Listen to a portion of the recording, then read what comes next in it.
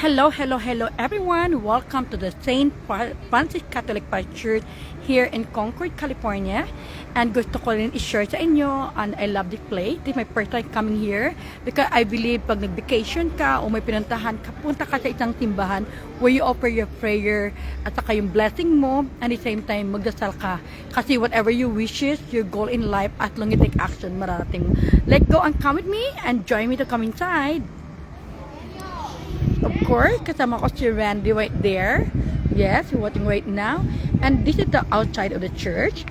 Kung makita natin, meron silang God's 10 Commandment, of course. Sa mga Catholic, they know what I'm talking about. So, pasok muna tayo sa simbahan. So, katatapos lang namin ng misa. At saka, of course, kasama, ito yung mga pare nagmas dito. So, I like this church. You know? So, I want to give honor to God, you know, to attend the tradition, at saka maganda talaga siya.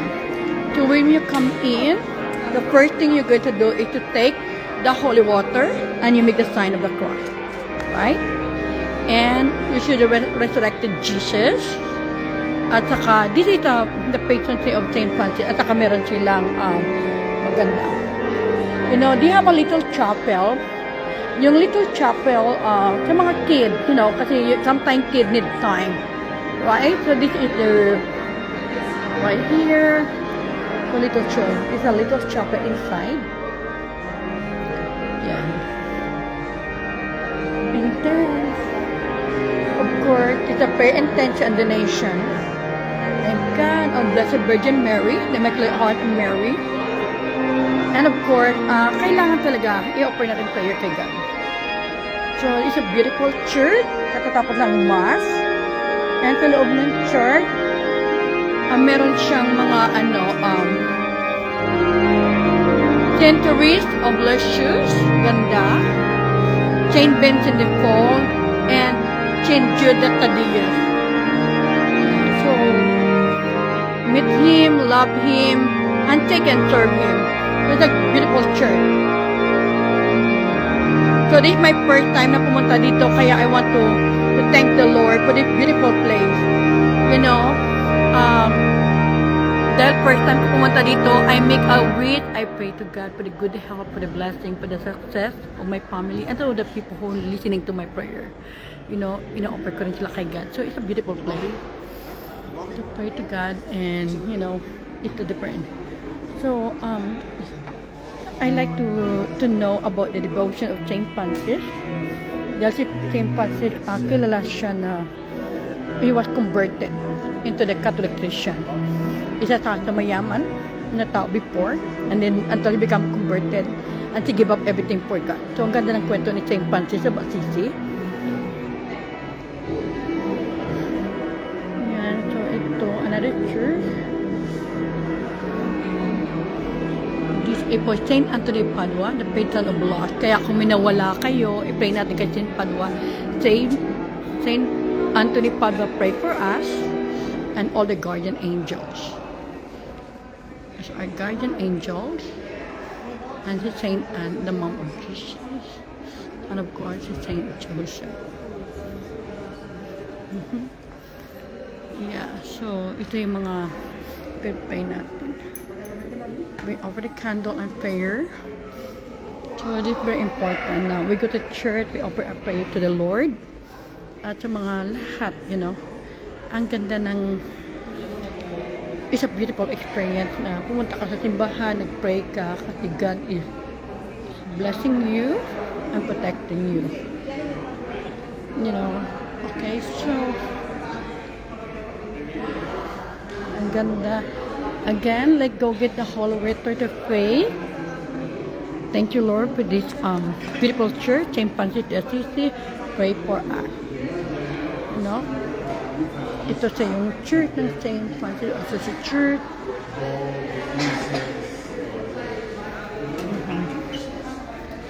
So, it's a beautiful experience na nandito tayo sa ibang lugar. Kasi ako yung first place palagi pinupuntahan ko pag nasa ibang lugar ako is the church. Kasi being the admin, yeah, mga tao dito. So, being the admin of the Catholic Tradition Evangelization is one of my mission in life. Na kahit saan simbahan ako pumunta, saang sulok man ng mundo, makapunta ako, I always come and visit. So, thank God na accomplish ko naman yung mission namin today is Sunday. Maka-pray, maka-visit sa isang church. And one of the church here is St. Francis de Assisi. So, one of the beautiful church na napuntahan ko. At saka, yung misa kanina is very solemn. Naramdam mo yung, you know, there's a lot of blessing na you need to be thankful to the Lord, you know. Kaya I'm so blessed na sinamahan ako ng aking, my husband, my love, Randy Reyes, you know. So, nandito kami naka-bakasyon kasi may puntahan kami na isang birthday ng isa kong friend, you know. So, we're so blessed. So, ngayon guys, let's go and join us. Pupunta kami sa store kasi meron kaming lakpang sasakyan. Meron kaming bibilhin.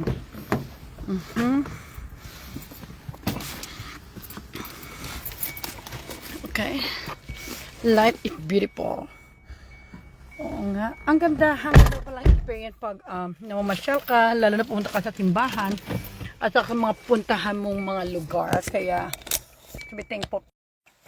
So, thank you everyone. So, maraming salamat. Isang magandang umaga, tanghali, gabi, kung saan sulok ng mundo man kayo ngayon.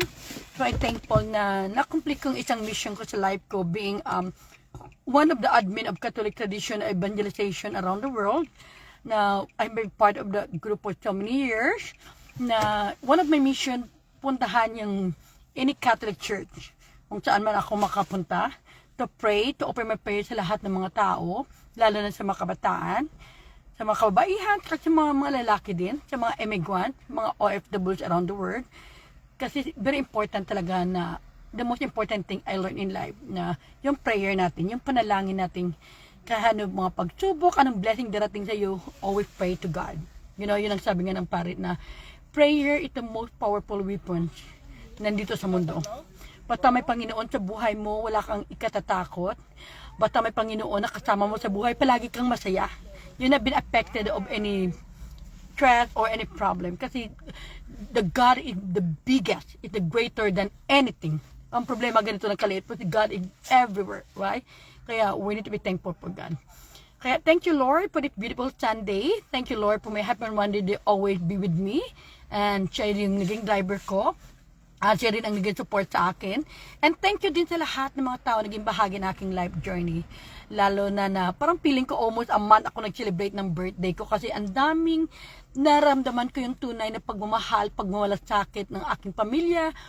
Doon sa Pilipinas man, sa aking mga kapatid doon, at dito rin sa Amerika na maraming tao na nagmamahal, nagpapadala ng blessing, nagpasalamat sa akin, ng prayer na alam nila kung gaano ako at sino ako. And I'm so excited sa ating 4th year annual celebration ng ating Women of Hope Adopt a Child this Christmas. So meron tayong 4 na location na tutulungan ng mga kabataan sa Bacolod City, isa sa eskwelahan. Actually, 2 eskwelahan, isang barangay at isa rin barangay sa Pulapandan, isa sa Bacolod. So, patuloy tayo maging mabuting tao. Patuloy tayong gumawa ng kabutihan sa ating mga sarili kasi whatever we say, whatever we do, it's a big impact to the young generation. At tayo din sa ating mga sarili. At saka, it's normal for the people na as a human being, marami kang pagdaanan ng pagsubok. Ang pinakamalaga yung malakas yung panampalataya mo sa Panginoon na kahit anumang darating, kayang-kaya mo kasi hindi bigay ni Lord sa yung mga bagay kung hindi mo kaya. At the same time, maliit na bagay lang yon compared sa magandang blessing na darating sa iyo. At saka, itong bagay na tutunan ko sa aking ina na every time na may mga pagsubok tayo, sinasabi niya, thank the Lord.